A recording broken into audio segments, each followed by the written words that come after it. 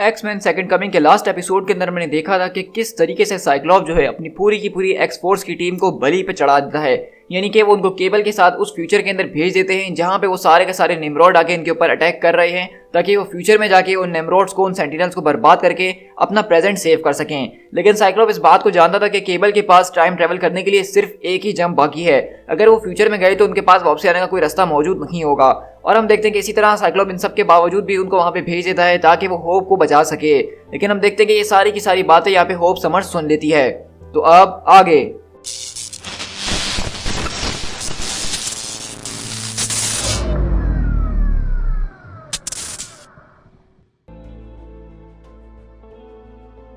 और इसी तरह हम देखते हैं कि यहाँ पे होप समर जैसा कि सब कुछ सुन चुकी होती है लास्ट एपिसोड के अंदर, तो वो यहाँ पे साइक्लॉप के पास आती है, उसको गाली देते हुए अपना गुस्सा निकाल रही होती है और कहती है कि तुम ऐसे कैसे कर सकते हो, एक सुसाइड मिशन, तुमने केबल को एक सुसाइड मिशन पे भेज दिया अपने खुद के बेटे को।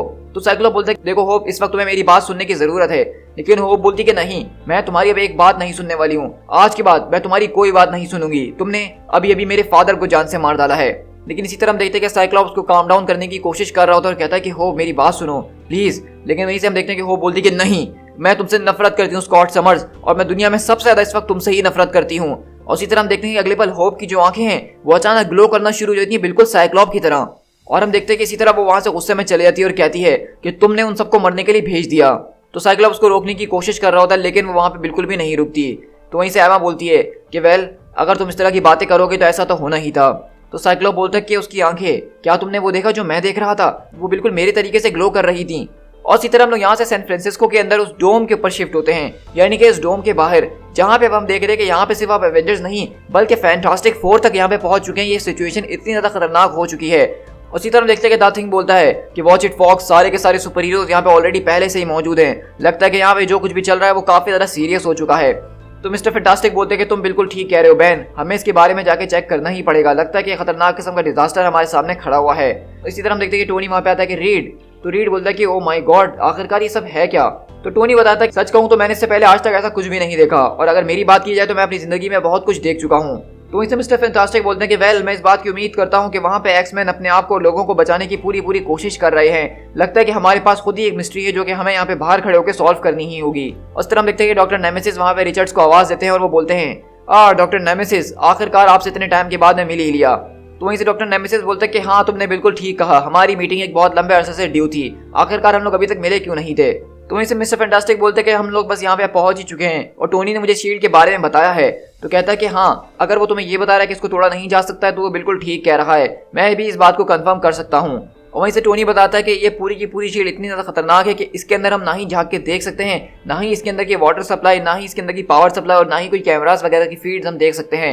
ऐसा लग रहा है कि वो बिल्कुल एक आइसोलेटेड जगह बन चुकी है जिसके बारे में हमें कुछ नहीं पता कि अंदर चल रहा है तो क्या चल रहा है। तो वहीं से डॉक्टर नेमेसिस बोलते हैं कि खैर, तुम लोग इतने ज्यादा समझदार तो हो कि तुम लोग इस बात को जानते हो कि अगर किसी ने पूरी की पूरी सिटी को एक डोम के अंदर बंद कर दिया जिसको तोड़ा नहीं जा सकता है, तो उसका मतलब ये नहीं होगा कि वहां पे एक जबरदस्त किस्म की परेड चल रही है। जरूर अंदर कुछ ना कुछ खतरनाक हो रहा है और लोगों की जानें जा रही होंगी। हमारे सामने ये पूरी की पूरी सिचुएशन है। म्यूटेंट्स को पिछले कई डिकेड से टारगेट बनाया गया और उनको खत्म करने की हर एक कोशिश की जा रही है, और इसके अंदर कोई बहुत बड़ा सीक्रेट नहीं जो कि तुम लोगों को नहीं पता होगा। लेकिन इस वक्त डोम के अंदर जो है इस फ्यूचर से कुछ सेंटिनल्स यहाँ पे आ चुके हैं और वो करने की कोशिश कर रहे हैं जो कि इससे पहले अलग अलग लोग इस दुनिया के करना चाहते थे। तो इसलिए मैं तुम लोग को बिल्कुल भी यहाँ पे कोई उम्मीद की किरण निकालते हुए या कोई पॉजिटिविटी शो नहीं करूंगा, क्योंकि अंदर एक पूरा का पूरा होलोकॉस्ट चल रहा है। वहां पे लोगों को ज़िबा किया जा रहा है, वहां पे लोगों को जान से मारा जा रहा है। वहां पे जो कुछ भी हो रहा है वो इतना ज्यादा वायलेंट है कि वो पूरी की पूरी म्यूटेंट स्पीसीज को अंदर ही अंदर खत्म कर सकता है। तो वहीं से कैप्टन अमेरिका बोलते हैं कि जब तक मैं यहाँ पे मौजूद हूँ ऐसा कुछ भी नहीं होने वाला।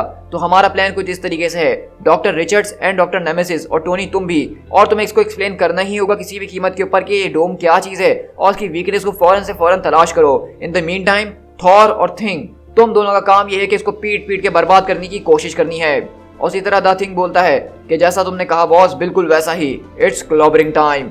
और इसी तरह हम देखते हैं कि थॉर और द थिंग वहां पे जो हैं अपनी जबरदस्त किस्म की पावर्स का इस्तेमाल करते हुए इस पूरी की पूरी शील्ड को तोड़ने की कोशिश कर रहे हैं, और वहीं पे बाकी लोग उसको सॉल्व करने की कोशिश करेंगे। तो इसी तरह हम देखते हैं कि यहाँ पे यूटोपिया के ऊपर ही हम शिफ्ट होते हैं जहाँ पे एमा फ्रॉस्ट साइक्लॉप के दिमाग से कनेक्ट हुई भी होती है और उसको सब कुछ बता रही होती है।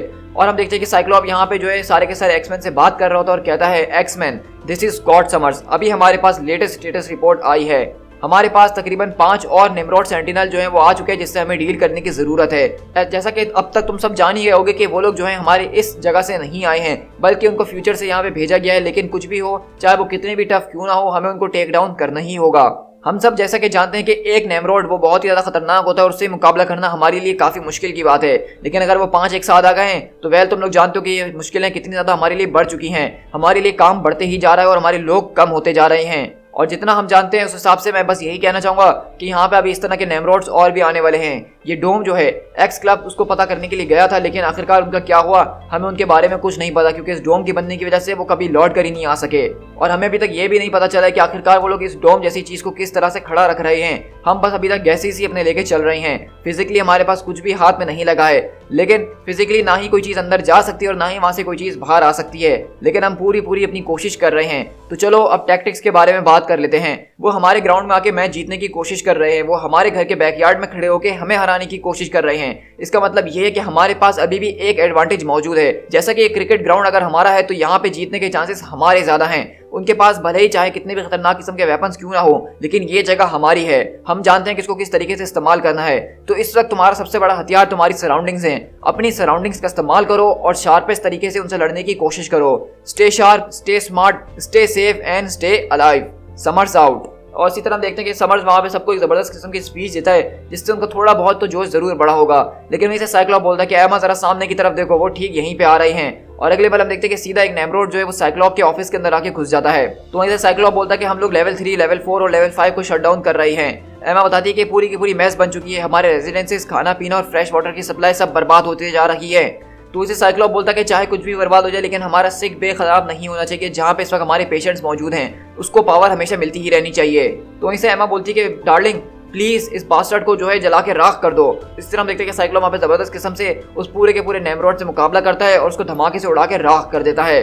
और इसी तरह हम यहाँ से चाइना टाउन के अंदर शिफ्ट होते हैं जहाँ पे सेम यही सिचुएशन चल रही है कि सारे के सारे नेमरोड जो हैं वो लोगों के ऊपर भी अब अटैक कर रहे हैं और सारे के सारे म्यूटेंट्स वहाँ पे अपनी अपनी पावर्स का इस्तेमाल करते हुए उनको रोकने की पूरी कोशिश कर ही रहे हैं। इसी तरह देखते हैं कि सर्ज यहाँ पे मौजूद होती है और उससे लड़ने की कोशिश कर रही होती है, लेकिन ये नेमरोड इतने ज्यादा हल्के नहीं है कि एक बच्चे जैसे म्यूटेंट से वो हार सके। तो अगले बार हम देखते हैं कि उस नेमरोड के ऊपर आके एक जोरदार बिजली का झटका गिरता है और हम देखते हैं कि वो झटका किसी और का नहीं बल्कि स्टॉर्म का होता है।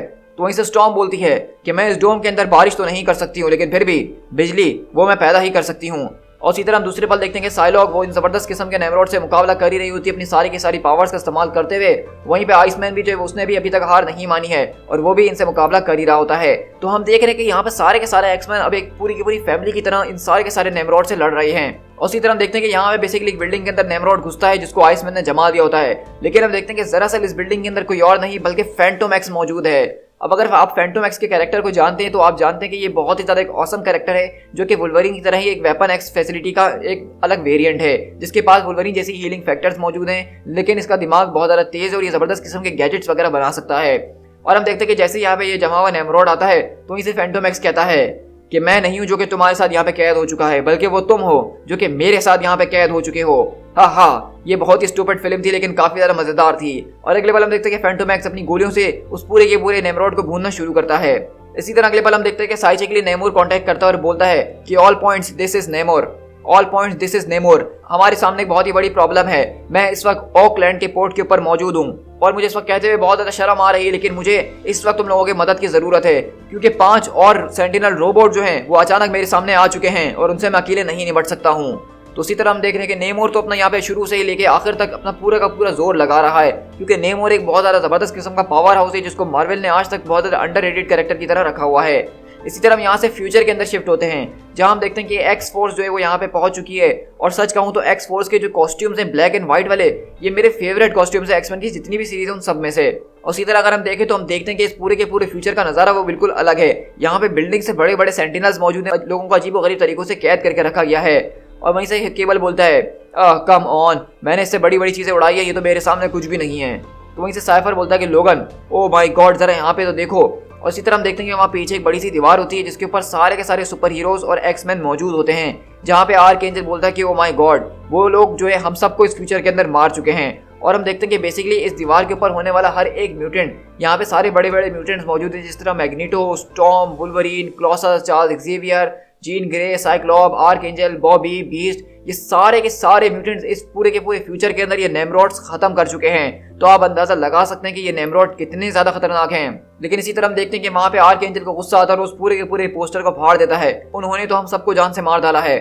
तो वुल्वरीन बोलता है कि जरा अपने आप को संभालने की कोशिश करो बब, इतना ज्यादा शोर शराबा करने की कोई जरूरत नहीं है। तो आर्कएंजल बोलता है कि कैसे, आखिरकार मैं कैसे खामोश रहूं। तो वहीं से केबल बोलता है कि वर्थिंगटन, अगर तुम इसी तरह शोर शराबा करते रहे तो बहुत जल्द हमारा भी यही हाल होने वाला है। तो वहीं से वर्थिंगटन बोलता है कि इसकी आखिरकार किसको परवाह है, क्या तुम्हें अभी तक ये बात समझ में नहीं आई है कि हम इस दुनिया को बचाने की चाहे कितनी भी कोशिश क्यों ना कर लें, हम पास्ट में चले जाएं, हम फ्यूचर में चले जाएं, लेकिन इस सबसे कुछ नहीं बदलने वाला है, हमारा अंत इसी तरीके से होगा। तो इसी तरह देखते हैं कि वहां पे लॉरा भी जो है वो भी अपना पोस्टर देख रही होती है, क्योंकि उसको भी यहाँ पे मार दिया गया है। लॉरा बोलती है कि अगर ऐसी बात है तो इसका मतलब साफ है कि हमें उनको जान से मारना होगा, हमें उनमें से हर एक को खत्म करना होगा और उसके बाद हमें वापसी पास के अंदर जाना होगा ये सब खत्म करने के बाद, ताकि ये हम सब शुरू होने से पहले ही खत्म कर सकें। और वहीं से वुल्वरीन बोलता है कि वैसे हमारे पास एक और अच्छी खबर है, और वो ये है कि वो लोग हमें ऑलरेडी ही मार चुके हैं। इसका मतलब उनको ये नहीं पता कि हम उनसे किस तरीके से लड़ने वाले हैं। लेकिन इसी तरह हम देखते हैं कि अगले पल वहां पे जबरदस्त किस्म के सेंटिनल रोबोट यहाँ पे पहुंचते हैं और उनको अपनी सर्च लाइट के अंदर घेर लेते हैं। और वहीं से वो कहता है अटेंशन ट्रांसपासर्स, तुम्हारी प्रेजेंस इस जोन के अंदर फॉरबिडन है, अब वक्त आ चुका है कि तुम्हें यहाँ से निकलना होगा। लेकिन अगले पल वो पायलट बोलते कि ओ माय गॉड, जरा एक मिनट, ये म्यूटेंट्स हैं। और अगले पल हम देखते हैं कि यहाँ से वुल्वरीन अपनी टीम को ऑर्डर देता है कि इनके ऊपर अटैक किया जाए। और आप तो जानते हैं कि एक्स फोर्स मारने धाड़ने से बिल्कुल भी पीछे नहीं हटती है, और यही वजह है कि साइक्लॉप ने अपनी इस टीम को यहाँ पे भेजा, क्योंकि ये लोग अपनी जीत को हासिल करने के लिए किसी भी कीमत तक जा सकते हैं। और इसी तरह वुल्वरीन वगैरह सब जो है उनके ऊपर अंधाधुंध अटैक करना शुरू करते हैं। वहीं पे एंजल जो है वो अपने पंखों के जरिए पूरे के पूरे रोबोट्स के आर पार जाके उनको बर्बाद कर देता है। और वहीं से हम देखते हैं कि साइफर उसमें से एक रोबोट के अंदर घुसता और बताता है कि वो लोग इस तरह के हैवी ड्यूटी मॉडल्स जो है वो पास के अंदर भेज रहे हैं, और एक वक्त में वो लोग 5-5 रोबोट्स करके भेज रहे हैं। तो वहीं से केबल बोलता है कि चलो ऑल राइट, अब मेरे पास एक प्लान है, हमें जितने ज्यादा लोगों को मारना पड़ेगा हम मारेंगे, लेकिन हमें यहाँ से वहाँ उनके हेडक्वार्टर के अंदर जाना ही पड़ेगा। इसके लिए हमें सारे के सारे लोगों को बीच में मारते हुए जाना पड़ेगा। लेकिन इससे कोई फर्क नहीं पड़ता है, क्योंकि ये वो फ्यूचर बन जाएगा जो कि कभी हमारा फ्यूचर होगा ही नहीं। क्योंकि अगर हम एक बार अपने पास्ट को बचा लेंगे इस फ्यूचर को बर्बाद करके, तो ये फ्यूचर कभी बनेगा ही नहीं। तो उसका मतलब हम यहाँ पे जितने भी लोग मार रहे हैं उससे कोई फर्क नहीं पड़ने वाला है। इसके जरिए सिर्फ हम अपनी ही टाइमलाइन को बचाएंगे और कुछ नहीं। यहाँ पे मैंने आपको जिस तरीके से एक्सप्लेन करा है केबल का डायलॉग, आपको आसानी से समझ में आ गया होगा कि इनका क्या मकसद है। तो उसी तरह लोगन बोलता है अपने क्लॉज निकालते हुए, ऑल राइट बब, लेट्स गो। और इसी तरह हम देखते हैं कि यहाँ पे प्रोफेसर एक्स आते हैं रॉक के साथ और बोलते हैं कि मैं तुम्हारे लिए कभी भी ऐसा नहीं चाहता था साइक्लॉप, ये सारी की सारी चीजें जो हो रही हैं तुम इसके लिए कभी भी प्रिपेयर्ड नहीं थे। ये तो आज तक का हमारे सबसे ज्यादा खतरनाक किस्म का वर्स्ट केस सिनेरियो है, मैं इस बात को मानूंगा साइक्लॉप। मैंने कभी नहीं सोचा था कि इतना सब कुछ हमारे ऊपर एक साथ ही बरसने लग जाएगा, और मुझे ये भी नहीं पता था कि ये जब सब कुछ होगा, और मुझे ये भी नहीं पता था कि जब ये सब कुछ हो रहा होगा तो ये सब मुझे डील नहीं बल्कि तुम्हें डील करना पड़ेगा। तुमने वाकई में बहुत कुछ डील करा है। तो साइक्लॉप वहाँ पे प्रोफेसर का हाथ मिलाता और बोलता है कि मैं जानता हूँ चार्ल्स कि ये सब कुछ बहुत ज्यादा है। तो चार्ल्स एक्सेवियर बोलते हैं कि ये बताओ कि अब मैं तुम्हारे लिए क्या कर सकता हूँ। तो वहीं से साइक्लॉप बोलता है कि चार्ल्स मैं चाहता हूँ कि इस वक्त तुम जो हो डेविड के साथ काम करो। तो चार्ल्स एक्सेवियर बोलते हैं कि डेविड हेलर? तो कहता है कि हाँ बिल्कुल, मैं लीजन की बात कर रहा हूँ। तो वहीं से प्रोफेसर बोलते हैं कि देखो मैं तुम्हें एक बार पहले ये बता देना चाहता हूँ कि वो एक ओमेगा लेवल म्यूटेंट है जिसका दिमाग बिल्कुल भी अपने काबू के अंदर नहीं रहता है, उसको मल्टीपल पर्सनैलिटी डिसऑर्डर मौजूद है, और वो चाहे तो एक वक्त के अंदर बहुत ज्यादा लोगों को हर्ट कर सकता है, वो हमारे लिए एक बहुत ही बड़ी मुश्किल बन सकता है। तो साइक्लॉप बोलता है कि देखो मैं जानता हूँ कि वो कौन है और वो क्या कर सकता है, लेकिन मैं ये भी जानता हूँ कि वो तुम्हारा बेटा है और तुम उससे प्यार करते हो, और तुम एक ऐसे शख्स हो जो कि उसको लाइन के अंदर रख सकता है। और रोग होप जो मुझसे बहुत ही ज्यादा नफरत करती है, और इसके लिए मैं उसको बिल्कुल भी ब्लेम नहीं करूंगा। उसको चाहे मैं कुछ भी कहने की कोशिश क्यों ना कर लूँ, वो मेरी बात नहीं सुनने वाली है, वो मुझ पर विश्वास नहीं करती है। लेकिन रोग मैं जानता हूँ कि होप तुम्हारे पर विश्वास करती है, और मैं ये भी जानता हूँ कि तुम अपनी आखिरी जान लगा दोगे उसको इस जगह के ऊपर बचाने के लिए। और मैं जानता हूँ कि यूटोपिया इस वक्त बिल्कुल भी एक सेफ प्लेस नहीं है, लेकिन तुम्हें उसके साथ रहना होगा और तुम्हें ही उसको प्रोटेक्ट करना होगा। तो वहीं से रोग बोलती कि तुम जैसा कहो स्कॉट मैं वैसा ही करूंगी। तो वहीं से स्कॉट बोलता है कि गुड, बहुत बहुत शुक्रिया, अब हमारे सारे के सारे हाथ डेक के ऊपर आ चुके हैं, लग रहा है कि ये पूरी की पूरी शिप बहुत जल्द बर्बाद होने वाली है। तो इसी तरह हम देख रहे हैं कि अगर आपको नहीं समझ में आया कि यहाँ पे लीजन कौन है, तो मैं आपको बताता चलूं कि लीजन जो है प्रोफेसर चार्ल्स एक्सेवियर का ही बेटा है, लेकिन वो एक बहुत ही ज्यादा पावरफुल और ओमेगा लेवल म्यूटेंट है, और उसकी पावर्स बेसिकली ये है कि वो जो चाहे कर सकता है। लेकिन उसकी सबसे बड़ा ड्रॉबैक जो वो ये है कि दरअसल उसके दिमाग के अंदर उसकी बहुत ज्यादा पर्सनैलिटीज मौजूद हैं, और उसकी हर एक पर्सनैलिटी के पास एक अलग पावर मौजूद है, और वो कभी भी अपनी सारी की सारी पर्सनैलिटी को सही तरीके से इस्तेमाल नहीं कर पाता है, और वो हमेशा एक्स-मैन के लिए एक बहुत ही बड़ी मुसीबत बन जाता है।